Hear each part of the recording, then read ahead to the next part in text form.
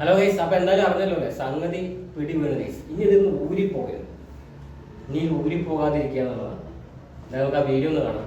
ഷിംജിത ഇപ്പോൾ പിടിയിലായിരിക്കുന്നു എന്നുള്ള വിവരം പുറത്തു വരുന്നുണ്ട്. നേരത്തെ അതുമായി ബന്ധപ്പെട്ട സൂചനകൾ ലഭിച്ചിരുന്നു. ആ ദൃശ്യങ്ങളിലേക്കാണ് ഇപ്പോൾ പോകുന്നത്. ഷിംജിത മുസ്തഫ ഇപ്പോൾ പിടിയിലായിരിക്കുകയാണ്.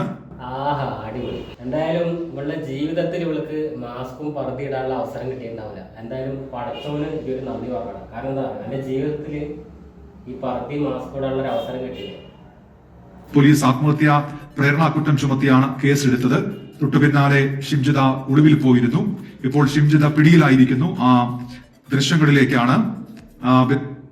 അപ്പൊ എന്തായാലും പ്രതീക്ഷിക്കുന്നതല്ല, പ്രതീക്ഷിക്കാത്ത ശിക്ഷ കിട്ടണം. കാരണം ഇതെന്തായാലും മറ്റുള്ളവർക്ക് ഒരു പാടായിരിക്കണം. കാരണം എന്താ പറയുക, ക്യാമറയും അതല്ലെങ്കിൽ സെൽഫി സ്റ്റിക്കും ആയിട്ട് അങ്ങോട്ട് ഇറങ്ങുക വീഡിയോ എടുക്കാനായിട്ട്.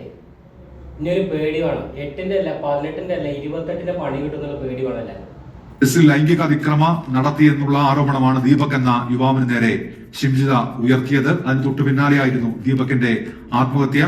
വലിയ പ്രതിഷേധങ്ങളൊക്കെ ഉണ്ടായി. തൊട്ടു പിന്നാലെയാണ് ഷിംജിതക്കെതിരെ കേസെടുത്തതും. ഇപ്പോൾ ഷിംജിത പിടിയിലായിരിക്കുന്നു. സമീർ സിംഹ വന്ന് ചേരുന്നുണ്ട്. സമീർ, ഇത് എവിടെ നിന്നാണ്? അപ്പൊ എന്തായാലും വളരെയധികം സന്തോഷം കേട്ടോ. കാരണം ആ കുടുംബത്തിന് നീതി എന്ന് പറഞ്ഞ സാധനമല്ലോ. എന്തായാലും അവരുടെ മകൻ പോയി. അപ്പൊ എന്തായാലും അവർക്ക് ഇനി ഇതിലൊരു നീതി എന്ന് പറയുന്നത് ഇവൾക്ക് തക്കതായ ശിക്ഷ കിട്ടുക എന്നുള്ളതാണ്. അപ്പൊ എന്തായാലും കിട്ടട്ടെ എന്ന് വിചാരിക്കാം. കാരണം ആ കുടുംബത്തിനൊരു നീതി വേണമല്ലോ, അത്രേ ഉള്ളൂ. അപ്പൊ നിങ്ങളുടെ അഭിപ്രായങ്ങൾ എന്താണ് കമന്റ് ചെയ്യാം.